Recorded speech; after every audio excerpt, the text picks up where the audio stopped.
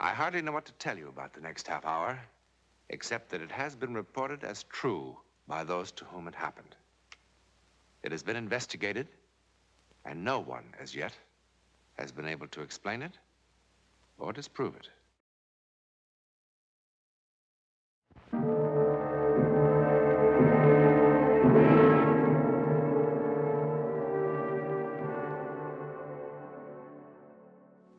Where is Sylvia Ackroyd? Many have asked that question. Her husband, her friends, the police, especially the police. I'm not the first, nor will I be the last to visit this room. It's Sylvia's room, now become one of the world's more celebrated bedchambers, thanks to Scotland Yard's highly trained clue seekers. They began, as they usually do, with personal effects. With these dresses, all knit by hand. Lonely hands. The hands of a woman who had nothing else to do. But where is Sylvia now? Dead? But not exactly. Well, not officially. That morning, the 4th of April, was an important day. It was her birthday. Sylvia? Her 40th birthday. Good morning, my dear. Harrison? I have something for you. You should have come down to breakfast this morning. Essie did something triumphal with kidneys and bacon. Kidneys make me nervous at the best of times, let alone breakfast. Now, would you mind signing here and here? What is it? It's a new stock I'm buying now. Now, please, dear, I'm in rather a hurry. I'm sorry, but I do like to be told about things now and again. I'll tell you later. Incidentally, I won't be home for dinner tonight. I didn't expect you. It's Friday. You're always late Fridays. Merely because Friday happens to be the most opportune evening for filling business associates with expensive champagne. Of course. As a matter of fact, I'm taking Horton Bassett out to Sunningdale. Really? You remember Horton? He was with me during the war. The three of us used to go out together in Paris. He was with us the night we won that waltz contest at Bricktops. That was such a beautiful, lovely night. You have a very good memory, my dear. I need it. Shall I give Horton your regards? Do. Well, have a good day. You too.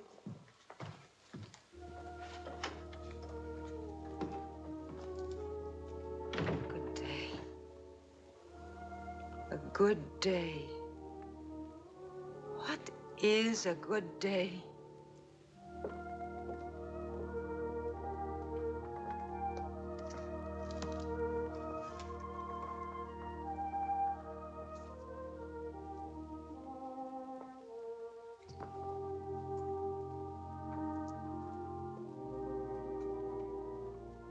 Mrs. Ackroyd, where are you? I'm down here, Essie. What are you doing down there? Celebrating my birthday. Oh, thank goodness. I've been wanting to get this place cleaned up. 10 years this stuff's been lying around here. All the things I had in Paris. Oh, the welfare people could use some of these. Here's a perfectly good sweat. Oh, no, Essie. This saved my life.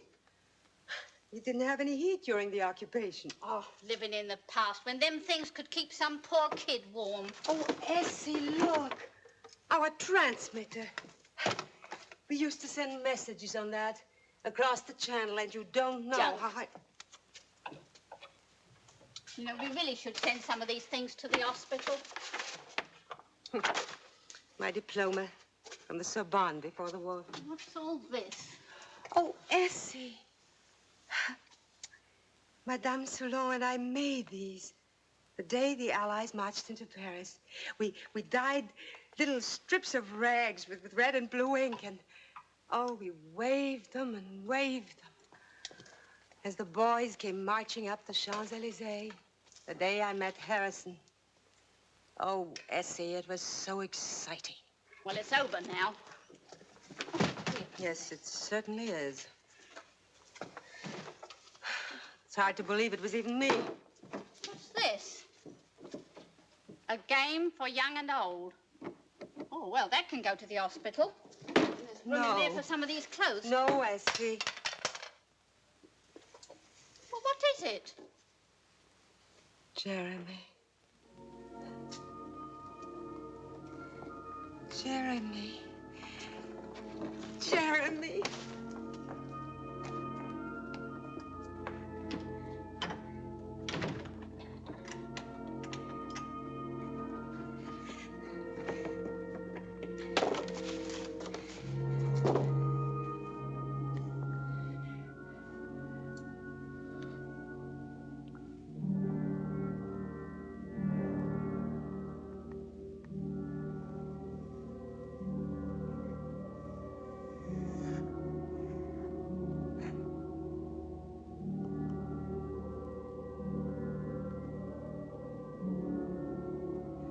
Jeremy.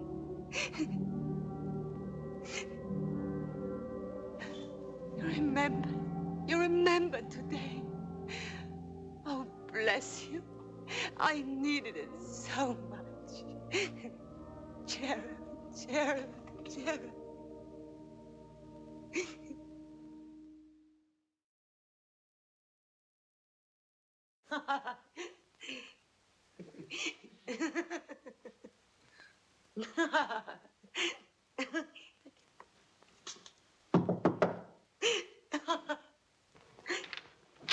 Oh, Essie, that's not very big. You're lucky to get anything, sending me down at the last moment.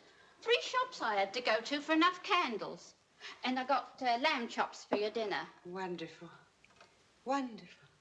Maybe I should get some more. There's only enough for one. No, that's right, Essie. Dinner for one. I'll have it up here on a tray.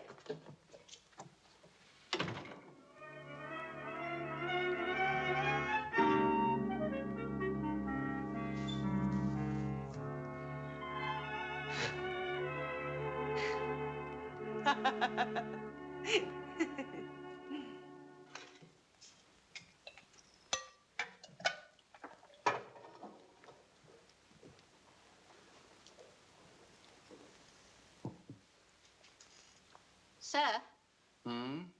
I was wondering if you knew a man called Jeremy. Doesn't that look good? Jeremy who? I don't know. He came to call on Mrs. Ackroyd yesterday. Jeremy? Oh, probably Jeremy Carlos from the Spanish consul. What did he look like?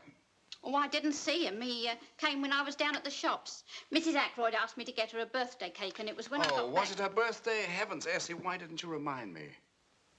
Anyway, it was quite a party. Well, good. I'm always telling Mrs. Ackroyd she should have more friends. Have a few laughs. Well, there were plenty of laughs yesterday. I could hear them even when I was down here, dusting the sitting room. Good morning, darling. Good morning. It's all right, Essie. I'll help myself. Oh, I'm so hungry this morning, I could eat me kidneys. Scrambled eggs. Oh, so they are. Darling, I'm sorry about yesterday. What? Your birthday. Oh, darling, I forgot yours last year. Anyway, I thought you were just being tactful. You know how women dread birthdays. I was thinking, that's one advantage in not having any children. You never miss an opportunity, do you? I didn't mean it that way. I just meant that this way I can stay the same age forever without suddenly finding I have a daughter years older than I am. Anyway, I'm glad you had a nice day. I did. Essie tells me you had quite a party. Who was here? Oh, it wasn't really a party. I just thought a birthday cake would be fun. That man from the consul? Who? Carlos? Carlos. Oh, no, Harrison. Then who was here? There was no one here. Sylvia, what you do is your own affair. I use that word judiciously. Frankly, I don't mind, as long as you're clever enough to keep it that way. But you must understand my position. I will not risk adverse publicity. I don't intend to find my name in the morning papers. I hope I make myself perfectly clear.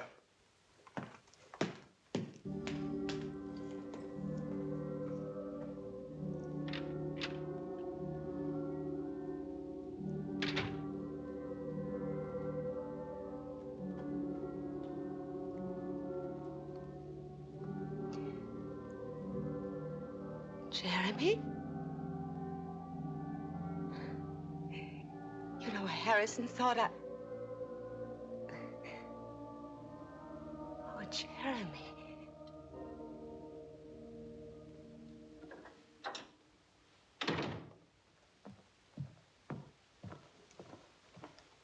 Harrison, you're early. Where did you go tonight? Oh, I got bored with the house, so I thought I'd dine out. Oh, so you thought you'd dine out? Yes, Harrison. It's Friday, your night out. I thought it was time for my night out, too. Where did you go? Quaglino's? Did you see anyone we know? Yes, I saw the Bradens. And did they see you? They were sitting at the next table. Well, you're going to tell Lily Braden right now how delightful it is to have your cousin over here on a visit from France. And No, that you will... I won't, Harrison. Because Lily wouldn't know what I was talking about. Yes, they did see me. In fact, they asked me to join them because I was by myself, dining alone. You're a liar as well. How dare you?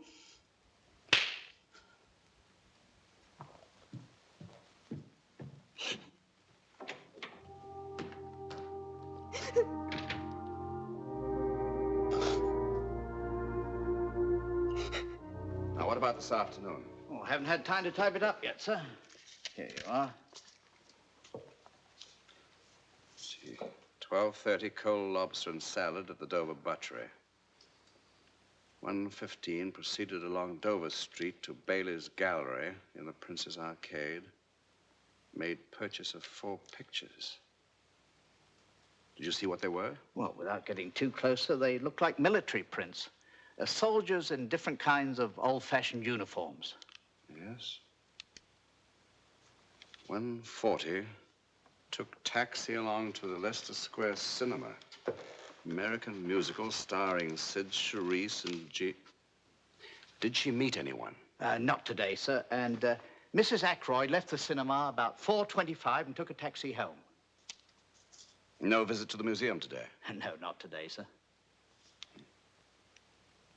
And all this time, she never talked to anyone?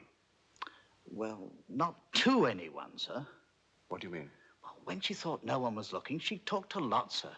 In a low whisper. And laughing, sir. Your wife laughs a lot. But always to herself. I see.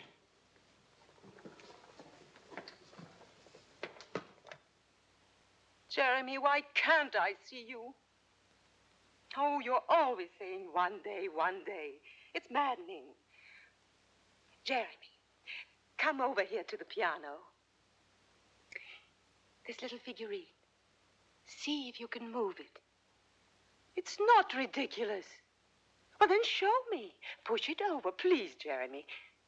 All right, it's silly, but I just want to see if you can do something physical. Jeremy, no. Harrison paid a fortune for... Oh! What'll I tell Harrison? But how? I don't know how to play the piano. But I can't. All right. What do I have to do? Yes. Yes.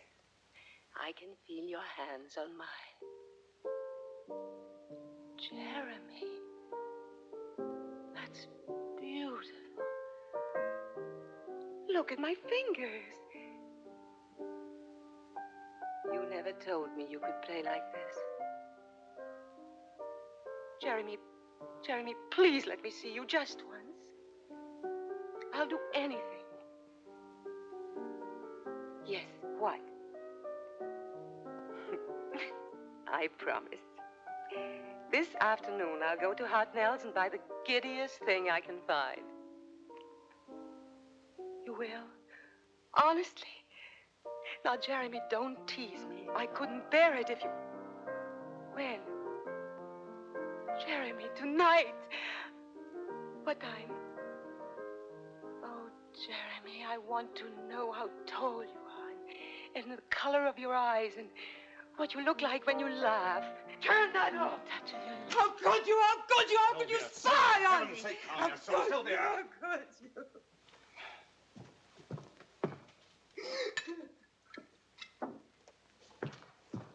Here, drink this.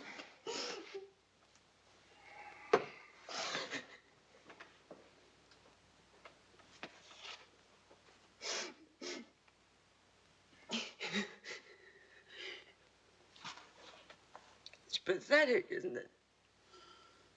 All these weeks you've been suspicious. Now you know.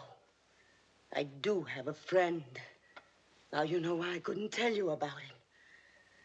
It wasn't because I was frightened you'd be jealous. I wish you could have been. If you were capable of jealousy, this wouldn't have happened. I know one thing, Sylvia. I know that you're ill. You need a doctor. No! You don't know anything. I'll tell you. Do you remember me? I don't mean the heroine of the resistance or anything like that. I mean me. Me, the way I was. Fun and pretty and enthusiastic about things. Do you remember? What happened to me, Harrison? I died. It wasn't getting older, that did it. Harrison, I loved you very much. Sylvia, you must... Just listen. When I found out about you, I should have fought to keep you. But I didn't. I just gave in. I stopped living. Until 3 weeks ago, Harrison, on my birthday, something happened to me. And all of a sudden, I was moving again, and there was color and fun and sunlight. Because someone was showing me some affection. Who? Someone incredibly kind. But who, Sylvia? Do you know what a Ouija board is? A Ouija board? What are you talking about? You remember when Pierre Dardet was captured, and we couldn't get any messages across anymore. Well, Madame Soulon had read a book on telepathy. It seemed pretty far-fetched, but we were desperate enough to try anything. The nights were long, anyway. So somewhere she found a Ouija board. Well, you've seen them. You put your hands on it and they write messages. It's a board. Well, anyway, it didn't work. Not for the purposes we wanted, but we did make a friend. Go on, Sylvia, go on. Before God, I'm telling you the truth. At first, the writings were meaningless, but slowly, there was sense, and then Jeremy. Jeremy? Yes, he was a soldier who fought for France in 1870. And, oh, I know this sounds unbelievable, but I've checked it. I've checked in every book in the library. Everything he told us, it's all there. His name, his regiment, where he fought. I swear. Go on, Sylvia, go on. Well, we began to depend on Jeremy very much. He used to tell us where we could find food from the Germans, and he warned us before the Gestapo made searches, and he... Best of all, he made us laugh. Well, that's my lover. A man who's dead 80 years. Operator, would you give me the number of the Belden nursing home, please? What are you doing? 4561. Harrison, why are you calling that place? I'm Sorry, Sylvia. We need a doctor. That's not a nursing home. Hello. Can I speak to the doctor in charge, please? But you can't. You can't. Everything I told you was the truth. Hello, doctor. This is Harrison Ackroyd speaking. Could you come over to my house, please, as quickly as possible? It's my wife. Yes, we live quite nearby. There's nothing the matter with your wife. 443 Queensgate, as soon as possible, please. I'm not insane. I'm not. I can prove it. I can. Jeremy promised me. Jeremy, you promised. What time is it? Almost 7:30. 7:30.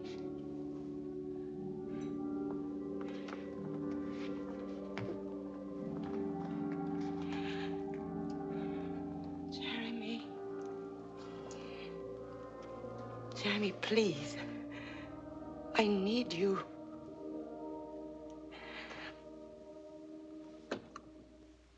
Harrison, if you wanted to get rid of me so badly, why didn't you tell me? I would have given you a divorce. This was a cruel way of doing it. Sylvia, I don't want to argue at this moment. I want to argue. You can't see it clearly now, but what I'm doing is the best for you. You see, you need care. No. Yes, I do need care, but not from a doctor. When the doctor comes, I'm sure he'll make you understand better than I. I won't see him. You mustn't do this. Harrison, please don't do it. I'm sorry, Sylvia. Now listen to me. If you heard him too, if you heard his voice, if you saw him, Jeremy, you promised. I never needed you so much. Jeremy! Sylvia!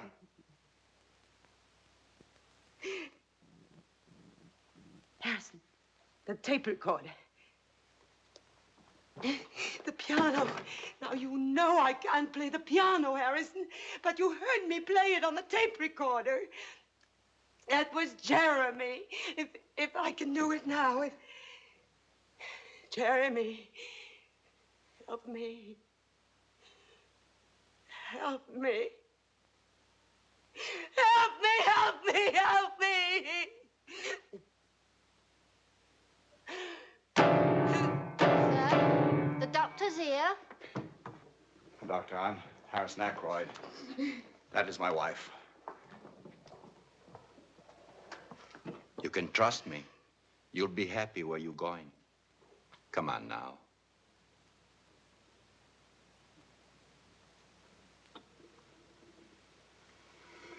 Is it necessary for me to come with you, Doctor? Not at all. I'm sorry, sir. Oh, don't bother to make up the fire, S.C. I'll be going out almost immediately.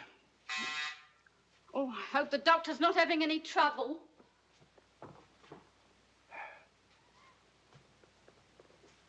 Sir. Mr. Ackroyd? Yes. I'm Dr. Werner.